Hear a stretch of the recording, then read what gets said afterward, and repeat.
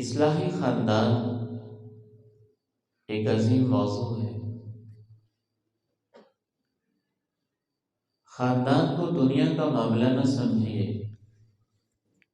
خاندان ہمارے دین کا ایک اہم حصہ ہے۔ کس حد تک حصہ ہے آج میں تلاش کرتا رہا، قرآن مجید کا مطالعہ کرتا رہا۔ 18 مقامات پہ اللہ نے لفظ بول کر اولو الارحام، لوگوں جو ایک رحم مادر سے پیدا ہوئے ہو، اولو القربہ، لوگوں جو آپس میں تم رشتہ دار ہو، اور کہیں پہ اللہ رب العزت نے ذوی القربہ کہ جو آپس میں تم قرابت دار ہو، 18 مقامات پہ نام لے کر کہا کہ تم نے ایک دوسرے کا خیال رکھا۔ اتنی بڑی ہستی رب ذوالجلال، اور 18 مرتبہ اپنے کلام میں کہتے ہو دیکھو خاندان کو سنبھال کے رکھنا، رشتوں کا پاس کرنا، قرابت داری کا احساس کرنا۔ رسول اللہ صلی اللہ علیہ وسلم مکی زندگی میں مسلسل 13 سال ایک ہی ایجنڈے پہ محنت کرتے رہے ہیں، اور اس ایجنڈے کے 3 بنیادی نقطے تھے۔ پہلا نقطہ تھا اللہ کے ساتھ شرک نہ کرو، دوسرا نقطہ تھا صرف ایک اللہ کی عبادت کرو، اور تیسرا نقطہ تھا رشتوں کو جوڑو۔ 13 سال تک مکی زندگی میں اللہ کے پیارے نبی علیہ السلام کے یہ 3 ہی موضوع تھے۔ آپ تلاش بھی کریں گے تو بنیادی کوئی چوتھا موضوع آپ کو نظر نہیں آئے گا۔ عامر ابن عبسہ کہتے ہیں کہ میں مکہ مکرمہ میں حاضر ہوا، اسلام کا ابتدائی دور تھا، میں ابھی مسلمان نہیں ہوا تھا، تو میں نے اللہ کے پیارے نبی علیہ السلام سے پوچھا ما انت، آپ کا سٹیٹس کیا ہے، آپ کا دعویٰ کیا ہے، آپ کیا ہستی ہیں، کیا اپنے بارے میں کہتے ہیں؟ آپ نے فرمایا میں یہی کہتا ہوں کہ میں اللہ کا رسول ہوں۔ کہتے ہیں میں نے دوسرا سوال یہ کیا کہ آپ کا پیغام کیا ہے؟ اللہ کے نبی علیہ السلام نے ارشاد فرمایا میرا پیغام یہ ہے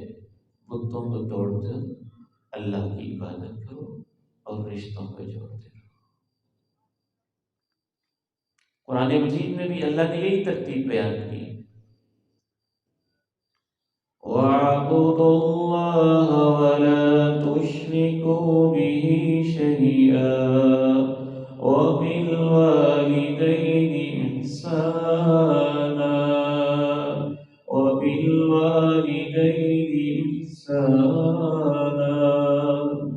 اللہ کی عبادت کرو، اس کے ساتھ شرک نہ کرو کسی قسم کا،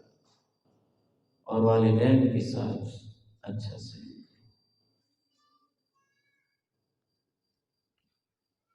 ایک آیت ہے قرآن مجید کی عظیم آیات میں سے، اسے آیت البر کہتے ہیں، اس میں نیکی کی حقیقت بتائی گئی ہے۔ بعض دفعہ ہم نیکی کی روح تک نہیں پہنچتے، اوپر کی چیزوں پہ زیادہ فوکس کرتے ہیں۔ بعض لوگوں نے بڑا اعتراض کیا کہ قبلہ کیوں تبدیل ہو گیا ہے، چہرے کیوں بدل گئے ہیں، ڈائریکشن کیوں تبدیل ہو گئی ہے۔ تو اس سیاق و سباق میں اللہ رب العزت نے بتایا کہ اصل نیکی کیا ہے، اور اس آیت البر میں اللہ نے ایمان کے بعد اصل نیکی یہی بتائی کہ رشتہ داروں کو دیا جائے، ان کا خیال رکھا جائے، اور معاشرے کے مساکین اور یتیموں کا خیال رکھا جائے۔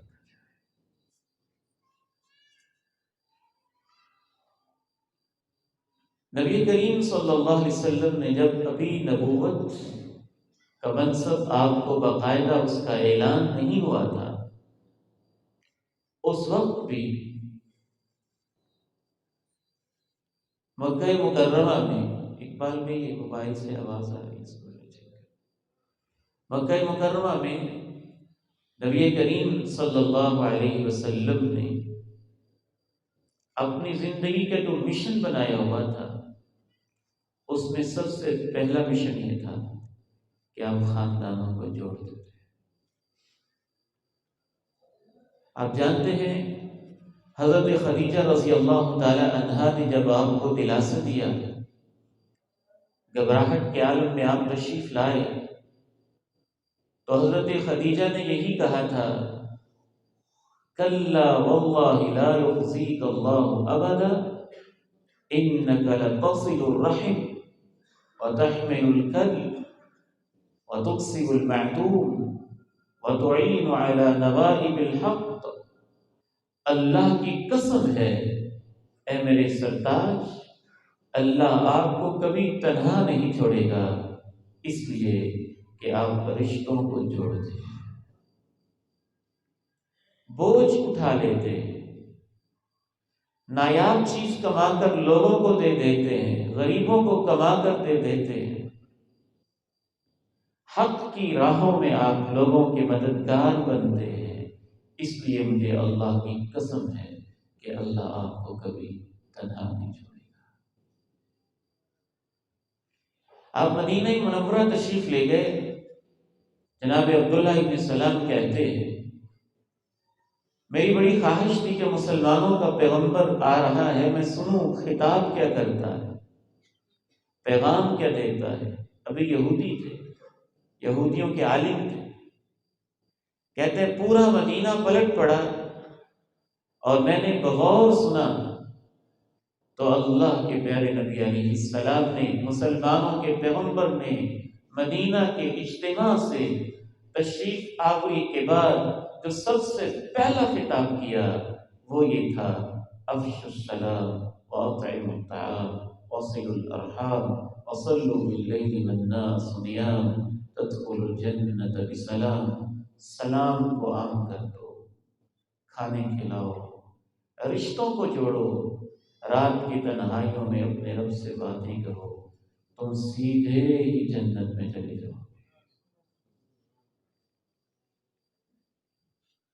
یا ایھا الناس اتقوا ربکم الذی خلقکم من نفس واحدہ وخلق منها زوجها وبث منهما رجالا كثيرا ونساء واتقوا الله الذي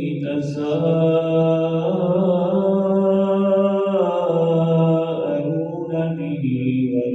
والأرحام إن الله كان عليكم رقيبا۔ اے بنی نوع انسان، اپنے اس رب سے ڈرتے رہا کرو جس نے تمہیں ایک ہی جان یعنی جناب آدم سے پیدا کیا اور اس ایک جان سے اس کے جوڑے کو پیدا کیا،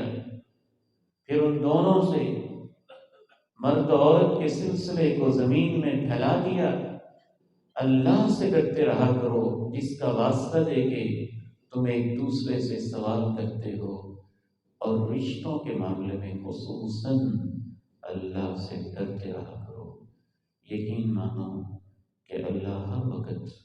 ہر حال میں تمہاری نگرانی کر رہا ہے۔ یہ آیت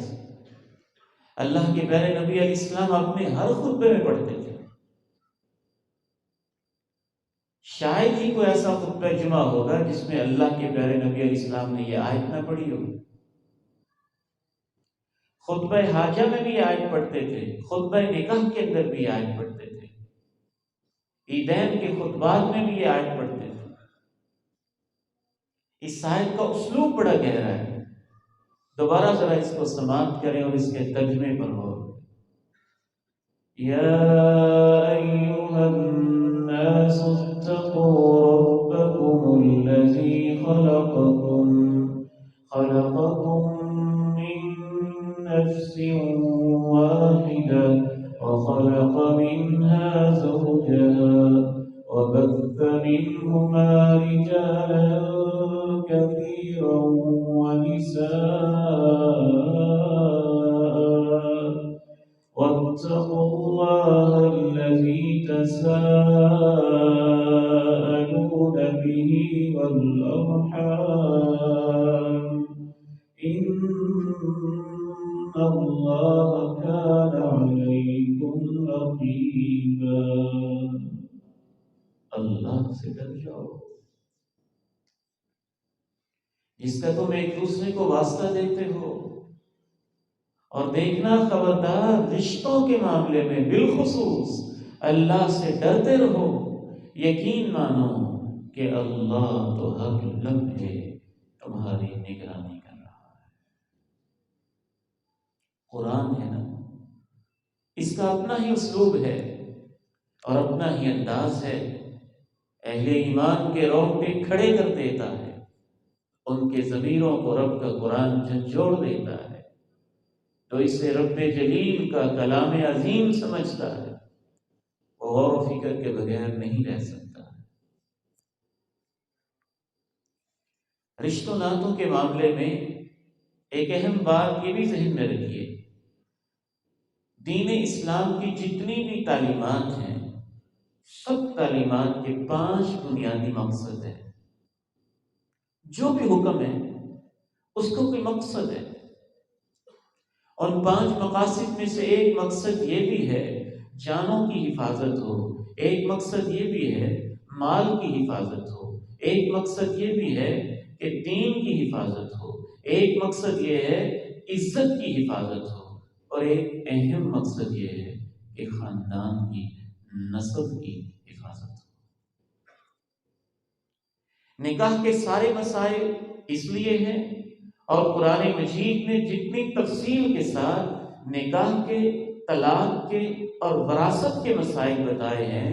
اتنی تفصیل کے ساتھ کوئی اور فقہی مسئلہ بیان نہیں کیا ہے۔ وراثت مفصل قرآن کے اندر ہے، نکاح کے مسائل مفصل قرآن کے اندر ہیں، اور طلاق تو سورہ طلاق کے نام سے ایک پوری سورہ موجود ہے۔ اللہ رب العزت کے دین کا بنیادی مقصد یہ ہے کہ نسب کی، خاندان کی حفاظت ہو۔ اور شیطان کا بنیادی ایجنڈا یہ ہے کہ خاندان ٹوٹ جائے اور یہ منتشر ہو جائے۔ شرعی حوالے سے ہی نہیں، خاندان ہماری فطری ضرورت بھی ہے، ہماری نفسیاتی ضرورت بھی ہے، ہماری ایک طبعی ضرورت بھی ہے۔ اللہ نے ہمیں بنایا ہی اس طرح کا ہے کہ جانوروں کے کتنے ہی بچے ہیں، آج پیدا ہوتے ہیں، 4 گھنٹے کے بعد چلنے لگتے ہیں، پیدا ہوتے ہیں 6 گھنٹے کے بعد بعض دفعہ دوڑنے لگتے ہیں۔ کچھ ایسی مخلوقات ہیں، کچھ ایسے بھی جانور ہیں، ان کے بچے پیدا ہوتے ہیں، چند دنوں کے بعد چلنے لگتے ہیں۔ کچھ ایسے جانور بھی ہیں، بچے جنم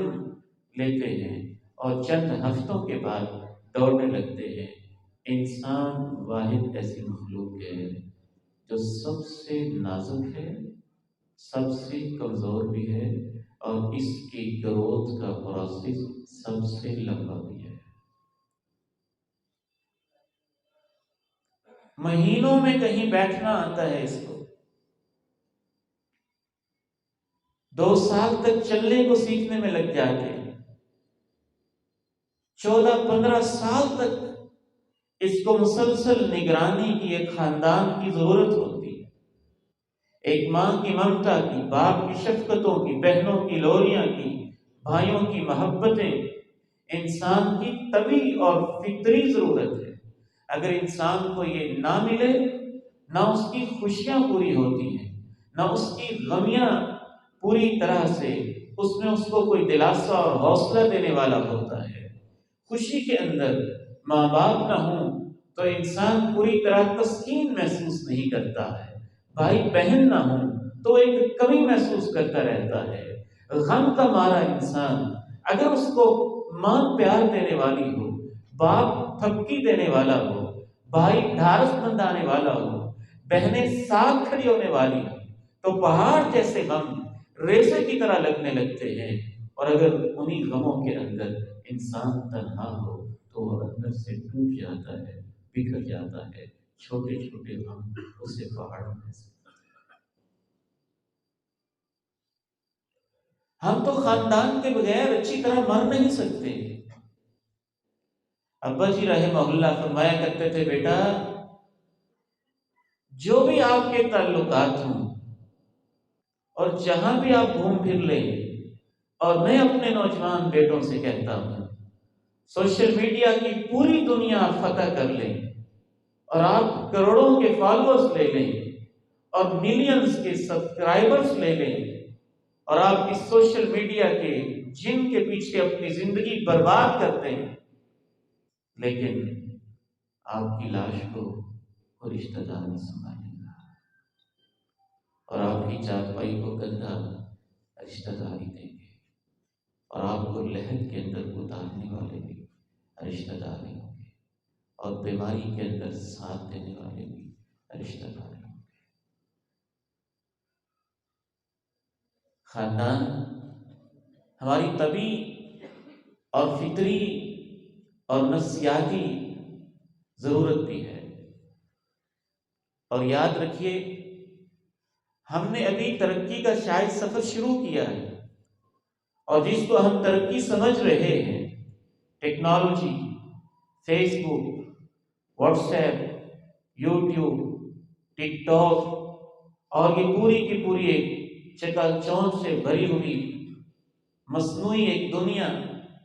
جو کہ ہماری کسی حد تک ضرورت بھی ہے، لیکن اس کو سب کچھ سمجھ لینا انسان کی اتنی بڑی حماقت ہے کہ جہاں تک اس وقت امریکہ پہنچ چکا ہے دنیاوی ترقی کے لحاظ سے، مغرب اور یورپ جہاں اس وقت پہنچ چکا ہے دنیاوی ترقی کے لحاظ سے، دنیا داری کے لحاظ سے، ہمیں وہاں تک پہنچنے میں ابھی ایک صدی چاہیے۔ وہ ملک جو ہم سے ایک صدی آگے ہیں، اتنی ترقی کے باوجود پوری مغربی دنیا میں 50% نوجوان، یعنی ہر 2 میں سے 1 نوجوان نشے کے اوپر اس وجہ سے لگا ہوا ہے کہ اسے اپنی زندگی میں سکون نہیں ملتا۔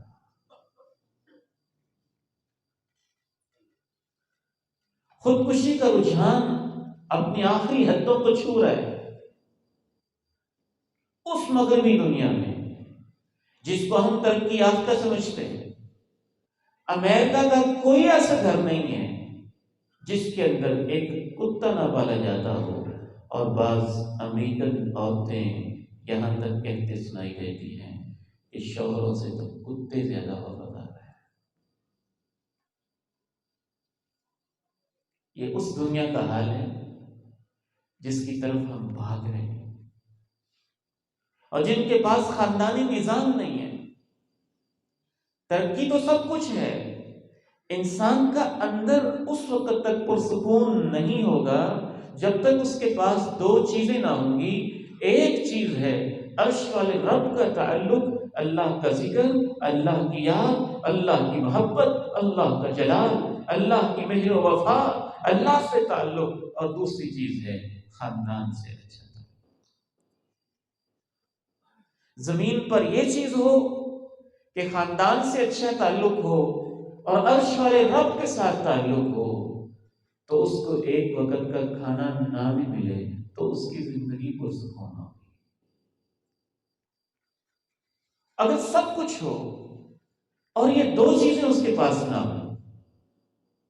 تو وہ خودکشی کرے گا، ڈپریشن میں آئے گا، انگزائٹی میں آئے گا، ٹینشن میں رہے گا، اور اس کو نفسیاتی طور پہ کبھی بھی تسکین نہیں ملے گی۔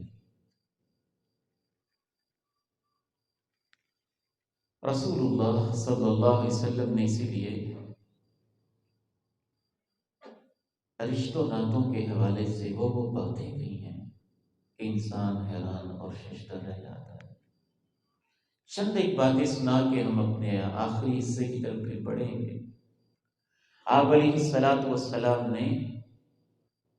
خاندان کے ساتھ اچھے تعلق کو ایمان کی نشانی قرار دیا ہے۔ من کان یؤمن باللہ والیوم الآخر فلیصل رحمہ، جو اللہ اور آخرت پر واقعتاً ایمان رکھتا ہو. کیسے لفظ ہیں، ان پہ غور کریں. جو اللہ اور آخرت پر ایمان رکھتا ہے، میرے اس امتی کو چاہیے فلیصل رحمہ کہ وہ اپنے رشتوں کو جوڑے. اس کے دو مطلب ہیں. ایک مطلب یہ ہے کہ آپ کے ایمان کا تقاضا ہے کہ آپ رشتوں کو جوڑیں، اور اس میں اس طرف بھی اشارہ ہے کہ جو رشتوں کو نہیں جوڑتا ہے اس کے ایمان میں کوئی خامی ہے. آپ علیہ الصلوۃ والسلام نے ارشاد فرمایا صحیح بخاری میں، من احب ان يبسط له في رزقي وينسأ له في اثري فليصل رحمه. میرا جو امتی چاہتا ہو کہ اس کے رزق کو کھلا کر دیا جائے اور اس کی عمر میں برکت ڈال دی جائے، فلیصل رحمہ، میں مسلمانوں کا پیغمبر اسے ایک ہی نسخہ بتاتا ہوں کہ وہ رشتوں کو جوڑے. بڑے بڑے موٹیویشنل اسپیکر اور بڑے بڑے دنیا کے لوگ آپ کو بڑے بڑے نسخے بتاتے ہیں. بڑے بڑے شیخ الوظائف اور بڑے بڑے وظیفے بتانے والے آپ کو بڑے وظیفے بتاتے ہیں کہ رزق میں ایسے برکت ہوگی، صحت میں ایسے برکت ہوگی. آگے یہ اس کا وظیفہ بتایا ہوا ہے، وما ينطق عن الهوى، جو وحی کے بغیر بولتا نہیں تھا، اور جس کو اللہ نے یہ معجزہ دیا تھا کہ اس کی انگلی کے اشارے سے چاند بھی دو ٹکڑے ہو جاتے، اور اس کے ہاتھ رکھنے سے چشمے بہہ پڑتے تھے اور پانی بہہ پڑتے تھے. پورے یقین اور ایمان سے اس وظیفے کو سن لیں. میں یہ چاہتا ہوں کہ اس کے رزق کو کھلا کیا جائے، اور یہ چاہتا ہوں کہ اس کی عمر کو لمبا کیا جائے، فلیصل رحمہ، وہ اپنے رشتوں کو جوڑے. عمر لمبی تو نہیں ہوتی، وہ تو اللہ نے لکھی ہوئی. تو لمبا کیا جائے گا کیا مطلب ہے کہ تھوڑی سی عمر میں وہ کام زیادہ کر لے، تھوڑی سی عمر میں برکت زیادہ ہو جائے، تھوڑی سی عمر میں بڑے بڑے وہ منصوبے بنا لے. فلیصل رحمہ، اسے چاہیے کہ اپنے رشتوں کو جوڑے. رسول اللہ صلی اللہ علیہ وسلم نے ایک حدیث میں تو کمال ہی کر دی. اس حدیث میں بڑا سوچتا ہوں. امام البانی نے اس کو سندن ضعیف کہا ہے، امام حیثمی نے حسن کہا ہے. اس کے شواہد موجود ہیں. ان اللہ لیأمر بالقوم الدیار ویصلح لهم الاموال وما نظر الیہم منذ خلقهم بغضا لهم. آپ نے فرمایا کچھ لوگ ایسے ہیں ان کے اعمال اتنے برے ہیں کہ جب سے اللہ نے ان کو پیدا کیا ہے اللہ نے نظر رحمت سے ان کو ایک دفعہ بھی نہیں دیکھا. لیکن اللہ ان کے گھروں کو آباد رکھتا ہے اور ان کے مالوں میں برکت ڈالتا رہتا ہے اور ان کو بڑا مال دیتا رہتا ہے. صحابہ حیران ہوئے، اے اللہ کے پیارے نبی علیہ السلام، یہ کیسے ممکن ہوتا ہے کہ اللہ نے کبھی ان کو نظر رحمت سے دیکھا نہیں ہے جب سے اللہ نے ان کو پیدا کیا ہے، لیکن ان کو رزق بھی اللہ کھلا دیتا ہے اور اللہ رب العزت ان کے گھروں کو آباد بھی رکھتا ہے. کیسے ہوتا ہے، کیوں ایسے ہوتا ہے؟ آپ نے ارشاد فرمایا اس لیے کہ باقی تو دنیا جہاں کا ان میں گند ہوتا ہے، لیکن وہ لوگ رشتوں کو جوڑنے والے. تو یہ ایک نیکی اللہ کو اتنی اچھی لگتی ہے کہ اس نیکی کی برکت سے اللہ دنیا میں ان کو رزق میں برکت بھی دیتا ہے اور ان کے گھروں کو، صحنوں کو، محلوں کو آباد بھی رکھتا ہے. اس سے یہ اندازہ ہوتا ہے کہ صلہ رحمی ایک واحد ایسی نیکی ہے جس کا اللہ بہت جلدی صلہ دے دیتا ہے. اس کے برعکس دیگر احادیث میں رسول اللہ صلی اللہ علیہ وسلم نے تو یہاں تک ارشاد فرمایا، اگر آپ گناہوں کے بوجھ میں لدے ہوئے، تو گناہوں کی معافی کا ایک بہترین نسخہ صلہ رحمی ہے۔ ایک آدمی آیا، کہنے لگے اللہ کے پیارے نبی علیہ السلام، مجھ سے بہت بڑا گناہ ہو گیا ہے، بہت ہی بڑا گناہ، میری معافی کیسے ہو سکتی ہے؟ فرمایا کیا تمہاری ماں زندہ ہے؟ کہا نہیں۔ فرمایا کیا تمہاری خالہ زندہ ہے؟ کہا ہاں خالہ زندہ ہے۔ فرمایا اس کے ساتھ رشتے کو جوڑ کے رکھو، اللہ تمہارے گناہ کو معاف کر دے۔ جامع ترمذی کی حدیث۔ ایک اور حدیث میں رسول اللہ صلی اللہ علیہ وسلم نے ارشاد فرمایا کہ اللہ نے جب رشتوں کو پیدا کیا تو اللہ نے اس کے ساتھ دو وعدے کیے، اما ترضین ان اصل من وصلکی واقطع من قطعکی، اے رشتہ داری میں نے تجھے پیدا کیا ہے، میں تیرے ساتھ وعدہ کرتا ہوں جو تجھے جوڑے گا میں اسے اپنے ساتھ جوڑ لوں گا، جو تجھے توڑے گا میں اس کا تعلق اپنی رحمت سے اپنے سے توڑ دوں گا۔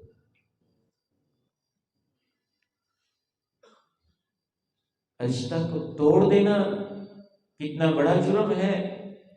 خاندان کو بکھیر دینا اور منتشر کر دینا اور اس میں جھگڑے پیدا کر دینا، فسادات کا باعث بن جانا، تنازعات کی وجہ بن جانا۔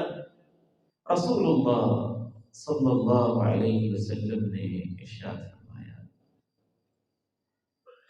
ما من ذنب اجدر من ان يعجل الله لصاحبه العقوبة مع ما يدخر له في الآخرة من البغي وقطيعة الرحم۔ دو گناہ ایسے ہیں، ان سے بڑھ کے کوئی بڑا گناہ ایسا نہیں کہ جن کی سزا اللہ جلدی دنیا میں دے دے۔ ان دو گناہوں کی سزا جلد ہی اللہ دنیا میں بھی دے دیتا ہے، آخرت میں جو دینی ہے سو وہ تو دینی ہی ہے۔ ایک گناہ ظلم ہے اور دوسرا گناہ رشتوں کو توڑنا ہے۔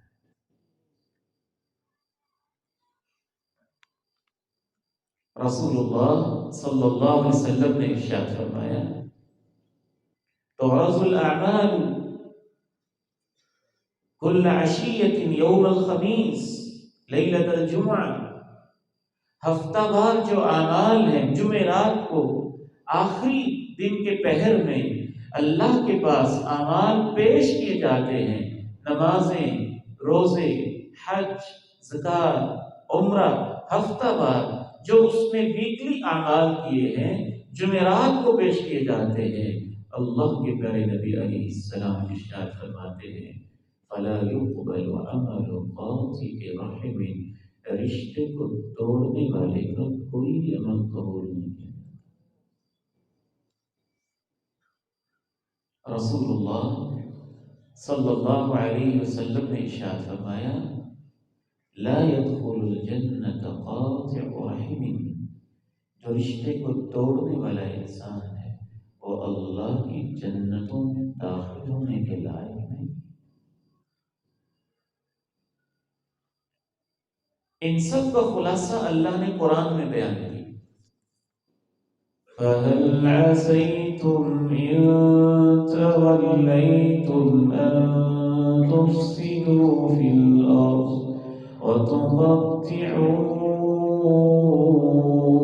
أَرْحَامَكُمْ أُولَئِكَ الَّذِينَ لَعَنَهُمُ اللَّهُ فَأَصَمَّهُمْ وَأَعْمَىٰ أَبْصَارَهُمْ۔ تم زمین میں فساد کرنا چاہتے ہو، رشتوں کو توڑنا چاہتے ہو، اگر تم یہ دو کام کرو گے میرے دین سے منہ موڑ کے تو یہ کام کرنے والے وہ لوگ ہوں گے کہ ان پہ اللہ نے لعنت کی ہے، ان کے کانوں کو اللہ نے بہرا کر دیا ہے اور ان کو اللہ نے آنکھوں سے اندھا کر دیا۔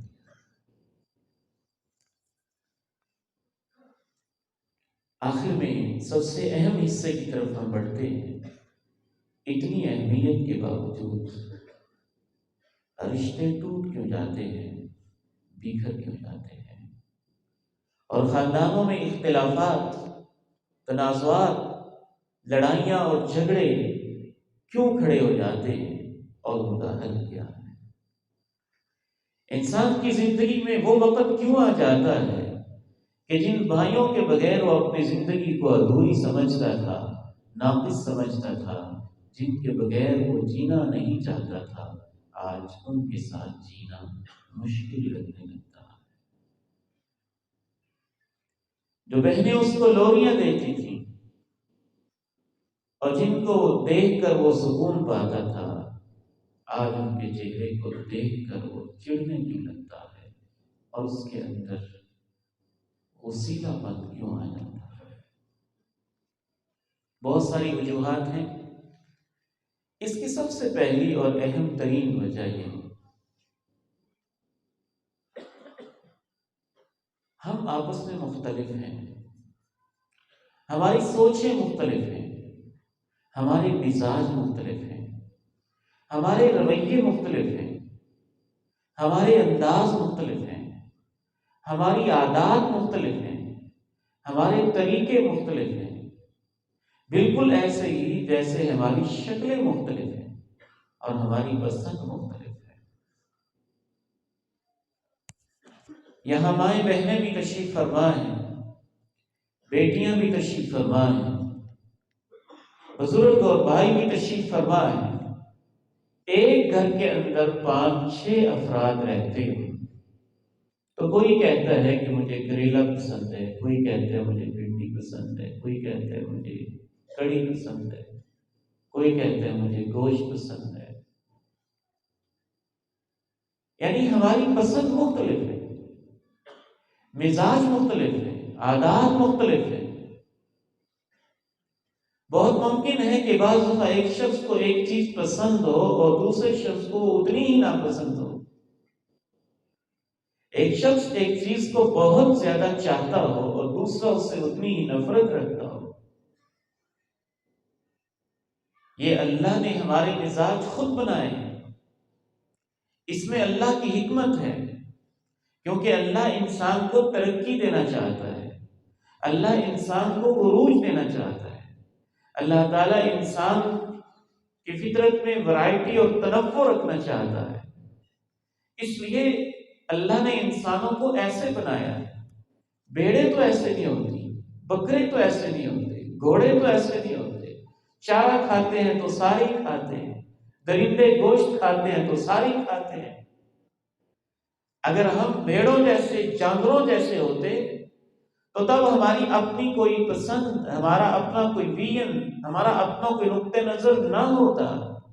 اللہ نے انسان کو بنایا ہی اس طرح سے ہے کہ ہر انسان کی شکل بھی اپنی ہے،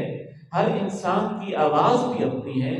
ہر انسان کی آنکھیں بھی اپنی سی ڈیزائن کی ہیں، ہر انسان کے رخسار بھی دوسرے سے مختلف ہیں، ہر انسان کا ہاتھ دوسرے سے مختلف ہے، ہر انسان کا وجود دوسرے سے مختلف ہے، سوچنے کا انداز دوسرے سے مختلف ہے۔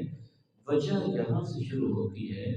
جب ہم دوسرے کے سوچنے کے انداز کو اپنے سے مختلف دیکھ کر اس سے دشمنی کرنے لگ جاتے ہیں اور یہ سوچتے ہیں کہ میری طرح کیوں نہیں سوچتا ہے۔ اللہ نے اس کو علیحدہ وجود دیا،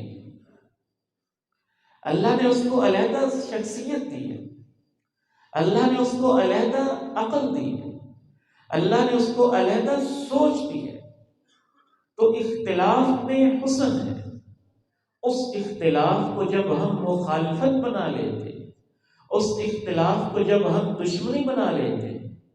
اس پسند اور ناپسند کے فطری رویے کو جب ہم دشمنی کا ذریعہ بنا لیتے اور یہ سمجھتے نہیں ہیں کہ اس اختلاف میں بھی ایک حسن ہے، تو وہاں سے پھر بعض دفعہ گھروں کے اندر اختلافات شروع ہو جاتے ہیں۔ آپ کو سوچ کا حق ہے تو دوسرے کو بھی حق ہے، آپ کی ایک پسند ہے تو دوسرے کی بھی پسند ہے، آپ کی اپنی کوئی ترجیح ہے تو دوسرے کی بھی ترجیح ہے، آپ کو اپنی پسند کے اظہار کا حق ہے تو دوسرے کو بھی اپنی پسند کے اظہار کا حق ہے. یہ حقیقت ہمیں اچھی طرح سمجھنی چاہیے. ایک دوسری اہم وجہ یہ ہوتی ہے کہ جب مختلف انداز سے ایک بندہ سوچتا ہے تو ہم اس کے بارے میں بدگمانیوں کا ایک محل کھڑا کر دیتے ہیں، بجائے اس کے کہ ہم یہ کہیں کہ اس کا نقطہ نظر مختلف ہے، سوچنے کا انداز مختلف ہے، اس کی طبیعت مجھ سے مختلف ہے، اس کا مزاج مجھ سے مختلف ہے، اس کی عادات مجھ سے مختلف ہے، اور بعض دفعہ وہ عادات اتنی پازیٹیو جا سکتی ہیں کہ ہم نے کبھی اس کے بارے میں سوچا ہی نہیں ہوگا. جناب صدیق کے اندر نرمی ٹوٹ ٹوٹ کے بھری ہوئی تھی، جناب عمر فاروق میں جلال بھرا ہوا تھا، معاذ بن جبل میں فکر بھری ہوئی تھی، جناب علی میں علم اور شجاعت اللہ نے بھر کے رکھی ہوئی تھی، جناب ابو ہریرہ میں مسکنت اور طلب حدیث کے جذبے بھرے ہوئے تھے، جناب خالد بن ولید میں تلوار کے دھنی تھے اور تلوار کے ماہر تھے. بجائے اس کے کہ ہم اس اختلاف پہ محمول کر کے سب کو جانور بنا کے ایک لگام سے ہانکیں، ان کی مختلف صلاحیتوں، مختلف عادتوں، مختلف مزاج سے فائدہ اٹھائیں اور جہاں جہاں جو کام دے سکتا ہے وہاں وہاں اس کو فٹ کرنے کی کوشش کریں. جب ہم ایسے نہیں کرتے اور اس کے اختلاف کے رویے کو ہم مخالفت اور دشمنی پہ محمول کرتے ہیں تو اس کی ساری اچھی صلاحیتیں ہم ان کی ٹرانسلیشن، ان کی تفہیم بدگمانیوں پہ کرتے ہیں، ان کے بارے میں بدگمانی کے اندر مبتلا ہو جاتے ہیں. اللہ کے پیارے نبی علیہ السلام پہ قربان جائیے کہ آپ علیہ السلام نے بدگمانی کے بارے میں صرف یہ نہیں کہا کہ اس سے بچو، آپ نے کہا بدگمانی بدترین جھوٹ ہے. ایک وکیل 100 صفوں پہ جھوٹ لکھے اور ایک جھوٹا انسان آدھے گھنٹے میں جھوٹی گواہی دے، اور ایک جھوٹا جج 20 صفحات سچ کو باطل، باطل کو سچ ثابت کرنے کے لیے سیاہ کر دے. ان سب کے جھوٹ ایک طرف، اللہ کے پیارے نبی علیہ السلام فرماتے ہیں جو بدگمانی رکھتا ہے وہ سب سے زیادہ جھوٹ ہوگا. میں حیران ہوں اس حدیث کے اوپر کہ آپ نے یہ نہیں کہا کہ بدگمانی سے صرف بچ جاؤ، کہا بدگمانی تو بدترین جھوٹ ہے. قلم سے جھوٹ لکھنا قلم کا جھوٹ ہے، زبان سے جھوٹ بولنا زبان کا جھوٹ ہے، گواہی میں جھوٹ بولنا گواہی میں جھوٹ ہے، دماغ سے غلط سوچنا دماغ کا جھوٹ ہے، اور باقی سارے جھوٹوں سے یہ بدترین جھوٹ اس لیے ہے کہ باقی سارے جھوٹوں کی بنیاد بھی آپ کا دماغ ہوتا ہے، اور اس لیے بھی بدترین جھوٹ ہے کہ باقی جھوٹا انسان وکیل کبھی جھوٹ بولتا ہے کبھی نہیں بولتا ہے، جھوٹی گواہی دینے والا کبھی جھوٹی گواہی دیتا ہے کبھی سچی دیتا ہے، اور جو انسان بدگمان ہو جاتا ہے وہ ہمیشہ ہی غلط سوچتا ہے. يا أيها الذين آمنوا اجتنبوا كثيرا من الظن إن بعض الظن إثم ولا تجسسوا ولا يغتب بعضكم بعضا أيحب أحدكم أن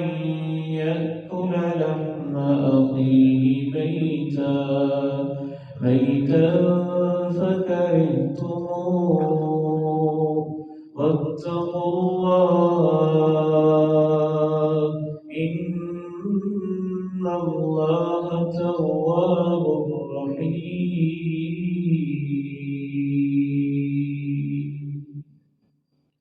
بدگمانی سے بچو، پھر کہا جاسوسی سے بچو.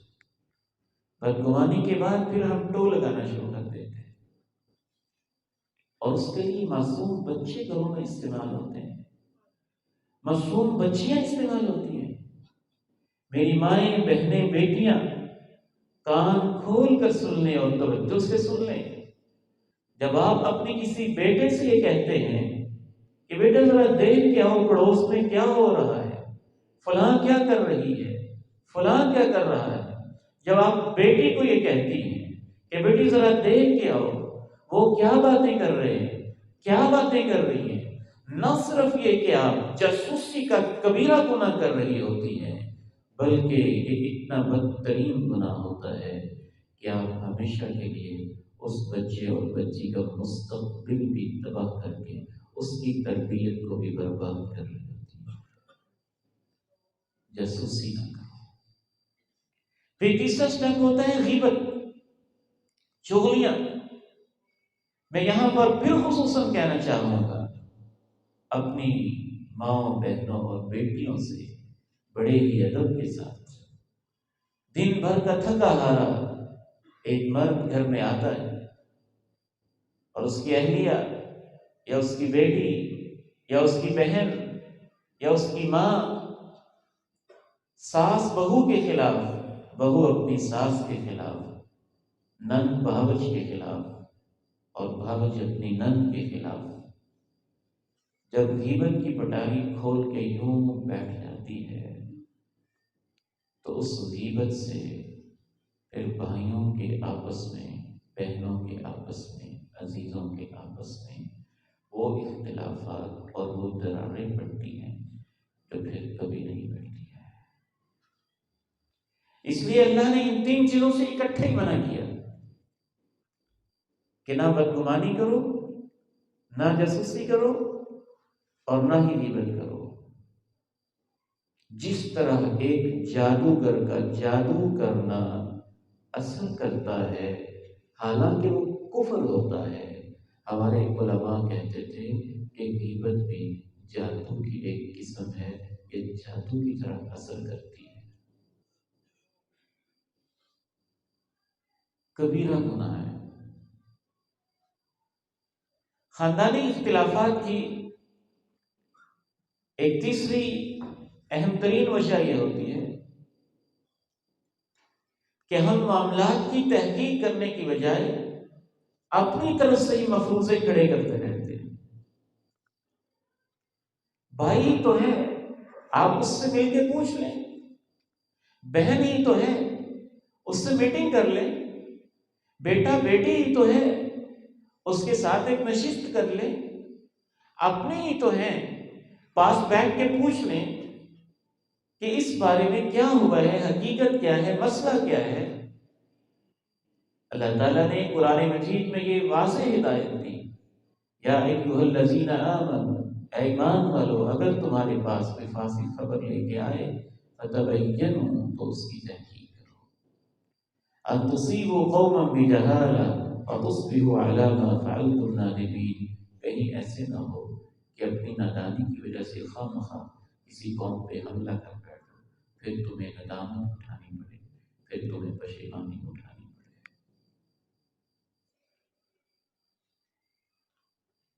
میں یہ واقعہ کبھی نہیں بھولتا، باپ کے گھر میں بیٹی دوڑے دوڑے آتی، اپنے خاوند کے بارے میں کوئی شکوہ کرتی ہے، باپ کو غصہ آ جاتا ہے۔ یہ حقیقی واقعہ ہے، بجائے اس کے وہ تحقیق کرے، گھر میں پسٹل ہے وہ اٹھاتا ہے، اپنے داماد کی طرف جاتا ہے اور دکان کے اوپر سے اس کے گریبان کو کھینچ کے شوٹ کر کے اس کی لاش روڈ کے اوپر تڑپنے کے لیے چھوڑ دیتا ہے۔ نتیجہ، باپ جیل میں، بیٹی بیوہ، پوتے یتیم، داماد قبروں میں، اور اسی اثناء میں ہی، اسی حالت میں ہی، شاید جیل میں ہی اس کی موت ہو گئی۔ یہ بھی کوئی زندگی ہے؟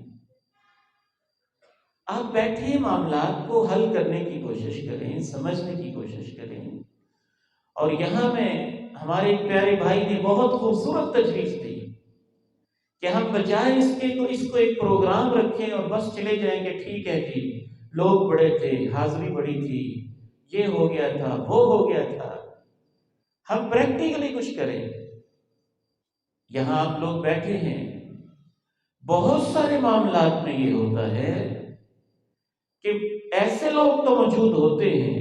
جو لگائی بجھائی کرنے والے ہوتے ہیں، ایسے لوگ تو ہوتے ہیں جس کو ہم پنجابی میں کہتے ہیں کہ تیلی چلانے والے ہوتے ہیں، آگ لگانے والے ہوتے ہیں، آگ برسانے والے ہوتے ہیں۔ اللہ کا قرآن چاہتا ہے کہ ایسے لوگ بھی ہوں جو ٹھنڈا کرنے والے ہوں، ملانے والے ہوں، جوڑنے والے ہوں، محبتیں بانٹنے والے ہوں، لڑائیاں کسی کی ہوں، غم وہ لیتے ہوں، بکھرے کوئی اور ہوں، دکھ ان کو ہوتا ہو، جھگڑے کسی اور کے ہوں، کرب وہ محسوس کرتے ہوں، یہی لوگ اہل ایمان ہوتے ہیں۔ اور ان کا یہ کرب محسوس کرنا اور دوسروں کو جوڑنا اللہ کے رسول کے نزدیک نفلی نماز اور تہجد سے بھی اللہ کو پیارا لگتا ہے۔ یہ درد آپ نے لے کے جانا۔ ہمارے دائیں بائیں مسجد کے نمازیوں میں سے، محلے میں سے، گلی میں سے اگر ایسے افراد موجود ہیں تو ایسے درد مند لوگ بھی ہونے چاہیے کہ جو آپس میں لوگوں کو ملانے والے۔ ایک چوتھی اہم وجہ یہ ہوتی ہے اختلافات کی کہ ہم جب ذہنوں میں توقعات بٹھا لیتے ہیں، لالچ بٹھا لیتے ہیں، آس لگا لیتے ہیں، امیدیں لگا بیٹھتے ہیں، اور پھر وہ ہماری امید اور توقع پوری نہیں ہوتی تو پھر ہمارے دل کے اندر ایک دراڑ پڑ جاتی ہے۔ اس چیز کا حل یہی ہے، مثلاً ایک بہن نے کسی بہن کا کوئی کام کر دیا تو وہ توقع رکھتی ہے کل یہ میرا بھی کام کرے گی۔ ایک بھائی نے کسی بھائی کا کام کر دیا تو وہ توقع رکھتا ہے کہ میرا بھی کام کرے گا۔ اس سے آپ کا دوہرا نقصان ہوگا۔ ایک نقصان تو یہ ہوا کہ آپ ثواب سے گئے، آپ نے کام کیا ہی اس لیے کہ یہ میرا کرے گا، اور دوسرا نقصان یہ ہوگا کہ آپ نے جب توقع لگائی اور وہ کسی وجہ سے کام نہ کر سکا تو پھر آپ کے اختلاف بڑھ جائیں گے۔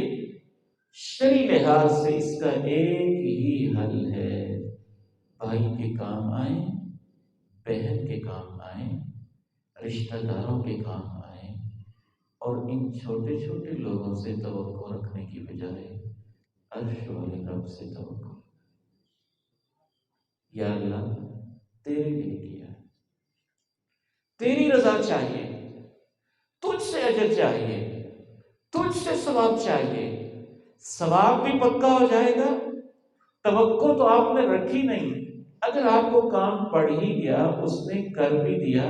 تو آپ کو خوشی بھی زیادہ ہوگی کیونکہ آپ نے تو توقع لگائی نہیں تھی اور اس نے بھی کام کر دیا۔ اگر نہیں کرے گا تو مسئلہ کوئی نہیں ہوگا کیونکہ آپ نے کیا ہی اللہ کے لیے تھا۔ نیت خالص کر لیں، رشتہ داروں کے ساتھ نبھاتے ہوئے،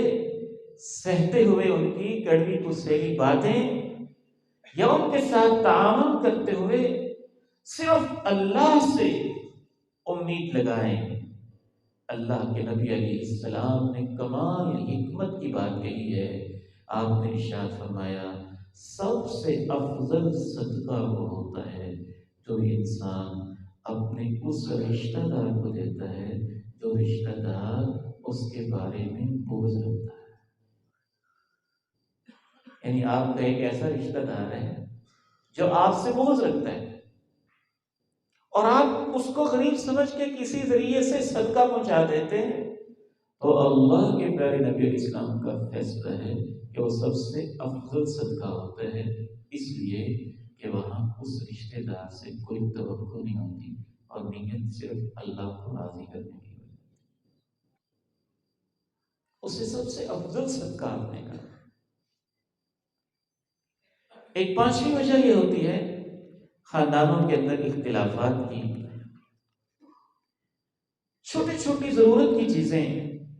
گھر میں ہم ایک دوسرے سے لیتے رہتے ہیں، دیتے رہتے ہیں، اور یہ اخلاقیات بھی ہوتی ہیں، لیکن وہی ضرورت کی چیزیں جب ہماری تربیت نہیں ہوتی، ہم ان کو وقت پہ واپس نہیں کرتے، ان کو امانت نہیں سمجھتے، اور لے کے ان کو صحیح استعمال نہیں کرتے۔ آپ نے کسی سے موٹر سائیکل لی، اپنے کسی عزیز سے آپ نے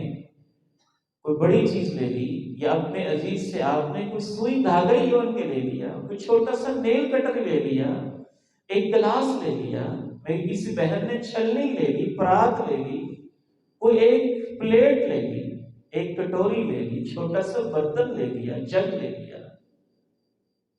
وہ امانت ہے۔ جب ہم اس کو امانت سمجھتے ہی نہیں، غلط طریقے سے استعمال کرتے ہیں، یا ہم اس کو واپس نہیں کرتے اور اس کو ضرورت پڑ جاتی ہے، تو پھر اس کے ذہن میں یہ بات آ جاتی ہے کہ ان کو کیا لیں ہوتے ہیں، یہ تو کبھی کوئی چیز واپس کرتے ہی نہیں۔ اور پھر وہ کہتی ہے کہ ایک چھوٹی سی نیل کٹر کی خاطر تم میرے ساتھ اتنا ناراض ہو رہی ہو۔ مسئلہ نیل کٹر کا نہیں ہے، مسئلہ ایک سوئی اور دھاگے کا نہیں ہے۔ فرض کیجئے وہ چھوٹی سی سوئی اور چھوٹا سا دھاگا، اور اس وقت اس کا خامند یا اس کا بھائی یا اس کا باپ آفس جا رہا ہے، دفتر جا رہا ہے، اور اس کا بٹن ٹوٹا ہوا ہے، اور اس کو ایمرجنسی میں ضرورت ہے، تو وہ سوئی دھاگا بظاہر 10 روپے کی چیز ہے، لیکن اس وقت اس کے لیے وہ لاکھوں سے زیادہ قیمتی ہوتی ہے۔ اور اس کو خیال آتا ہے کہ وہ لے کے گئی تو اس نے ابھی تک واپس نہیں کیا، اتنے دن ہو گیا اور واپس نہیں کیا۔ اللہ کے پیارے نبی علیہ السلام ہماری تربیت اتنی کرنا چاہتے ہیں کہ آپ نے ارشاد فرمایا، جو اپنے کسی بھائی کی چیز کو ظلمن لے لیتا ہے، اللہ رب العزت اس پر جہنم واجب کر دیتا ہے۔ ظلم کرتا ہے، واپس نہیں کرتا۔ پھر صحابہ نے پوچھا، چاہے معمولی سی چیز ہو، یہ حدیث نہ ہوتی تو میں کبھی بیان نہ کرتا۔ امانت کا احساس ہے نا۔ آپ نے فرمایا وَإِن كَانَ قَضِيبًا مِّنْ أَرَاكٍ، اے میرے صحابہ اگرچہ وہ اتنی سی چیز ہو کہ اس نے پیلو کی ایک ٹہنی لی ہوئی ہو، اور وہ ٹہنی بھی اگر وہ ظلمن رکھ لیتا ہے اور جان بوجھ کے واپس نہیں کرتا ہے، تو اللہ اس پہ جہنم کو واجب کر دیتا ہے۔ حقوق العباد بڑے سنگین ہوتے ہیں، بڑے اہم اور نازک ہوتے ہیں۔ اختلافات کی ایک چھٹی وجہ یہ ہوتی ہے، ہمارے یہ رسوم و رواج، ہمارے یہ تکلفات، شادی کے، بیاہ کے، منگنی کے، عقیقے کے موقع پہ، پیدائش کے موقع پہ، مرگ کے موقع پہ، وفات کے موقع پہ، جو ہم نے سنتوں کو چھوڑ دیا ہے اور رسوم و رواج کے بوجھ کے نیچے دب گئے ہیں، یہ رسوم و رواج نہیں، مجھے تو لگتا ہے یہ ہمارے پاؤں کی بیڑیاں ہیں، ہمارے گلے کے طوق ہیں، اور ہمارے اوپر ایسے ناجائز بوجھ ہیں جو انسان دل کی خوشی سے پورا نہیں کر رہا ہوتا، ناک رکھنے کے لیے، رشتہ داروں کو دکھانے کے لیے، نمائش کے لیے پورا کرتا ہے۔ اور رشتہ دار بھی بعض ان رسوم و رواج میں خلوص کے ساتھ شامل نہیں ہو رہے ہوتے، بلکہ تنقید کرنے کے لیے شامل ہوتے ہیں، اور نمود و نمائش کا یہ عالم ہوتا ہے، پیٹ بھر کے کھاتے بھی ہیں اور اڑاتے بھی ہیں، اور پھر یہ کہتے بھی ہیں، دیکھا ہے ان کا قورمہ کیسے بنا ہوا تھا، اور دیکھا ہے ان کے نان کیسے تھے، دیکھا ہے ان کی روٹیاں کیسے تھی، دیکھا ہے ان کی فلاں چیز کیسے تھی، دیکھا ہے ان کی فلاں چیز کیسے تھی۔ میرے بھائیوں، اللہ کا واسطہ ہے، اپنی زندگیوں میں سادگی لے کے، سادگی لے کے، خلوص لے کے آئیں۔ جتنی آپ کی حیثیت ہے سادہ انداز میں پیش کرتے ہیں، محبت کے ساتھ، خلوص کے ساتھ۔ یہ اس سے بہتر ہے کہ آپ کا مقصد بھی نمود و نمائش ہو اور آنے والوں کا مقصد بھی نمود و نمائش ہو، خصوصاً شادی بیاہ کے اوپر وہ لانتیں ہمارے اس معاشرے کو چمٹی ہوئی ہیں کہ انسان دیکھ کر حیران اور شک رہ جاتا ہے۔ ایسی رسمیں کہ وہ پوری کی پوری رسمیں طاغوت بن چکی ہیں، گلے کا توق اور پاؤں کی ایسی زنجیریں ہیں کہ کسی مرد میدان کو ہمت نہیں ہوتی کہ ان کو توڑ دے۔ وہ مومن ہے جو ایسی بوجھل رسموں کو توڑتا ہے اور سادگی کی طرف آتا ہے، سنتوں کی طرف آتا ہے، اپنی زندگی کو تکلفات سے پاک کرتا ہے اور اس کو سادگی کی طرف لے کر آتا ہے۔ ایک اور اہم ترین وجہ، اور یہ سب سے اہم وجہ ہے رشتوں کے ٹوٹنے کی، ہمارے اندر کی انا ہوتی ہے۔ انا، میں اس کے گھر گیا تھا، اس نے مجھے بٹھایا کہاں تھا، ہم ملنے گئے تھے، اس نے کوئی پروٹوکول ہی نہیں دیا، اس نے ہمارا کوئی خیال ہی نہیں کیا، اس نے ہمیں اسٹیج پہ نہیں بٹھایا، اس نے ہمیں فلاں کرسی میں بٹھا دیا، اس نے ہمارے ساتھ یہ معاملہ کیا، اس نے ہمارے ساتھ یہ معاملہ کیا۔ یہ اندر کی انا اور میں، بہت سارا سلف صالحین کہتے تھے کہ دنیا کا آدھا فساد اس کی وجہ سے ہے۔ اس کا ایک ہی حل ہے، جب بھی آپ کے اندر میں آئے نا، میں تھوڑی دیر کے لیے اپنی لاش، اپنی موت اور اپنی قبر کو یاد کر لیں۔ وہ انسان جو پانی کی بوند سے پیدا ہوا ہے، وہ انسان جو دن میں کئی مرتبہ اپنے ہاتھوں سے اپنی گندگی کو صاف کرتا ہے، اللہ اس انسان کو اپنی اوقات یاد دلاتا ہے۔ وہ انسان جس نے مر جانا ہے، وہ انسان جس کی آنکھیں پتھرا جانی ہے، وہ انسان جس کی پنڈلیاں اکڑ جانی ہے، وہ انسان جس میں وہ 2.5 اور 4 فٹ کے ایک گڑھے اور قبر کے اندر دفن ہو جانا ہے، اس کو میں کہتے ہوئے شرم آنی چاہیے۔ اپنے اندر عاجزی پیدا کریں، اور ہم یہ سمجھتے ہیں کہ میں کی وجہ سے شاید مجھے عزت ملے گی۔ آپ یہ کہیں گے کہ مجھے سٹیج پہ کیوں نہیں بٹھایا، اور آپ یہ کہیں گے مجھے اونچی کرسی پہ کیوں نہیں بٹھایا، اور آپ جب یہ کہیں گے کہ میرا استقبال کیوں نہیں کیا، اور آپ جب یہ کہیں گے مجھے پروٹوکول کیوں نہیں دیا، اور آپ جب یہ کہیں گے کہ میرے ساتھ یہ اور وہ سلوک نہیں کیا۔ بدبخت اور احمق انسان ہے وہ جو یہ سمجھتا ہے کہ میں کے اظہار سے مجھے عزت ملے گی۔ اللہ کے پیغمبر نے تو الصادق المصدوق نے اللہ کی قسم اٹھا کے کہا، میری امت کے لوگوں، میں اللہ کی قسم اٹھا کے کہتا ہوں، جو بندہ جھک جاتا ہے اللہ اس کو اٹھا دیتا ہے۔ میں سے نہیں عزت ملتی، آپ کو اگر عزت ملتی بھی ہے نا آپ کی میں کی وجہ سے، تو آپ کو فسادی سمجھ کے ملتی ہے، کیا اعتراض کرے گا، چلو اس کو کچھ نہ کوئی نہیں۔ وہ مصنوعی عزت ہوتی ہے، اور جب آپ جھکتے ہیں اور لوگ آپ کو عزت دیتے ہیں، جب آپ تواضع اختیار کرتے ہیں اور وہ خود اندر سے آپ کو پروٹوکول دیتے ہیں، جب آپ اپنے کو کسی کھاتے کا نہیں سمجھتے، اللہ کی رضا کے لیے آپ جھکے جھکے عاجز متواضع ہو کے رہتے ہیں، تو پھر اللہ کے پیغمبر نے قسم اٹھا کے کہا، پھر اللہ آپ کو اٹھاتا ہے۔ جب اللہ اٹھاتا ہے وہ اصل عزت ہوتی ہے۔ آخری بات عرض کر کے میں اجازت چاہتا ہوں، خاندان میں اختلافات کی ایک ایسی وجہ جس کو ہم نے گلے سے لگایا ہوا ہے نا، بڑی ہی معذرت کے ساتھ، وہ ہمارا کمبائنڈ فیملی سسٹم ہے۔ شاید بہت سارے لوگ مجھ سے اختلاف کریں گے اور ان کا حق ہے، وہ اختلاف کر سکتے ہیں، لیکن یہ سمجھنا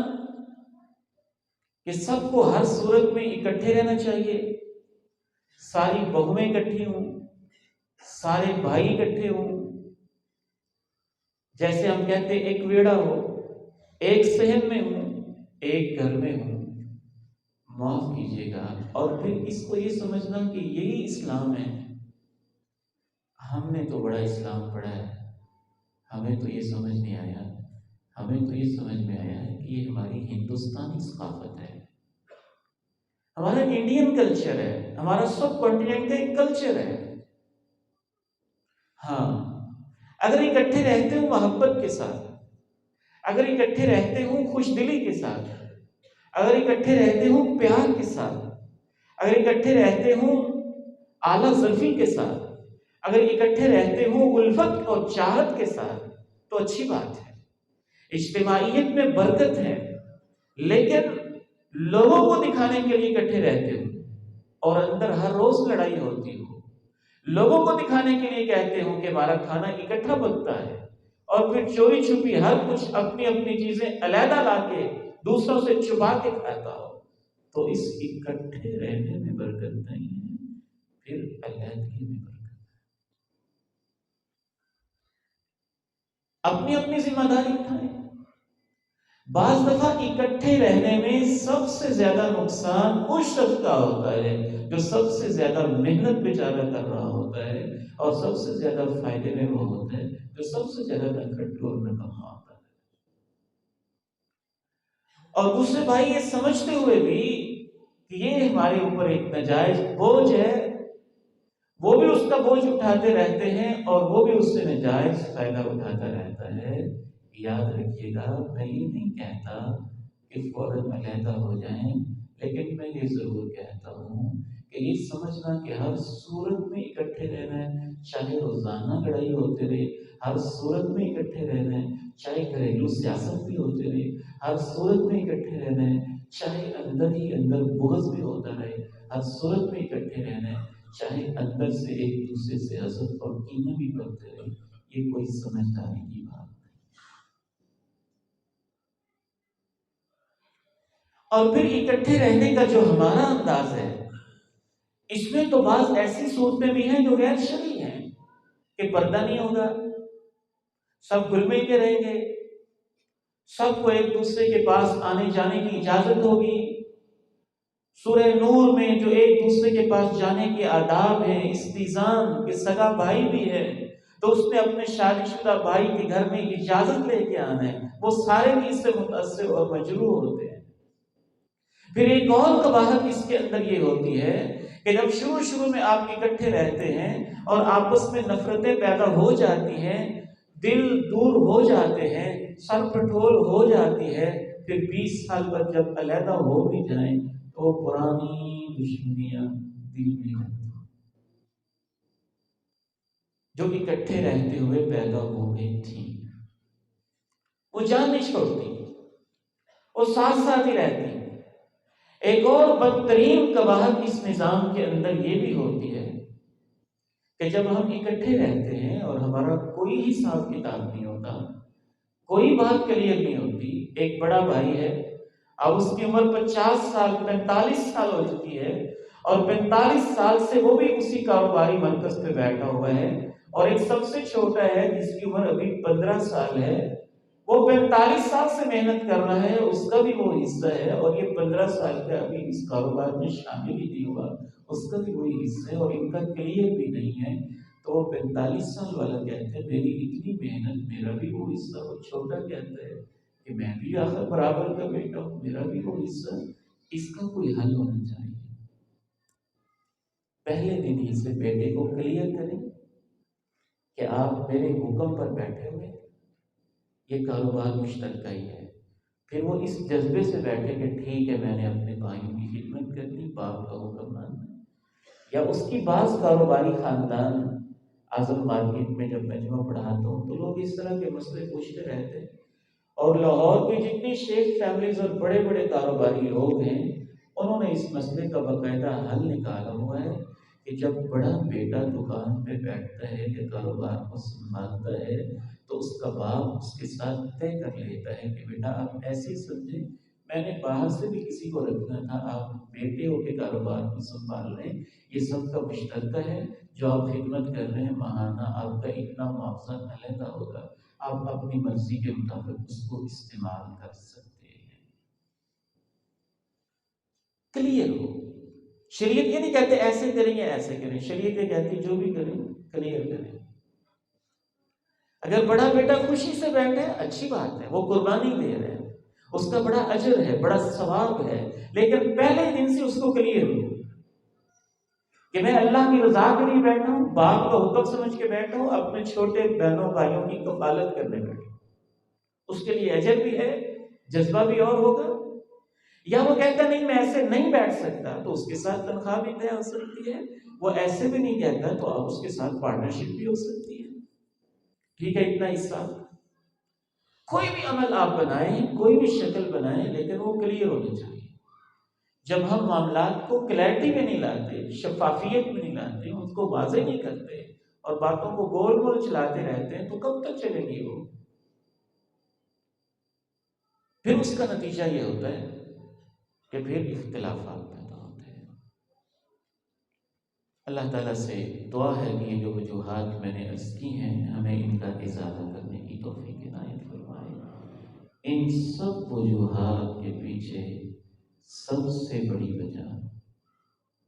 اللہ اور آخرت کو بھول جانا ہے۔ اگر آپ یہ ذہن میں رکھیں کہ قبروں میں جانا ہے، اور بجائے اس کے کہ مرتے ہوئے کہیں کہ مجھے معاف کر دیں، مجھے معاف کر دیں، زندگی میں ہی اپنے معاملات کو پاک صاف کر لیں۔ اگر آپ یہ ذہن میں رکھیں کہ اللہ نے زندگی کا حساب لینا ہے اور اللہ نگرانی کر رہا ہے،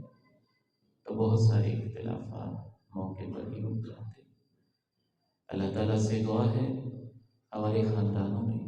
اللہ تعالیٰ محبت پیدا فرما دے، الفت پیدا فرما دے۔ یہاں بیٹھے ہوئے آپ اللہ سے وعدہ کر کے جائیں کہ فلاں فلاں میرے مسئلے ہیں، یا اللہ میں تیری رضا کی خاطر معاف کرتا ہوں اور تو مجھے معاف کر۔ بڑا قیمتی سودا ہوگا اگر کچھ بھائی یہاں بیٹھے یہ نیت کر کے جائیں، میرے پڑوس میں، میرے خاندان میں فلاں فلاں بھائی بہنیں عزیز آپس میں ان کا اختلاف ہے اور میں نے کوشش کر کے ان کی صلح کروانی ہے،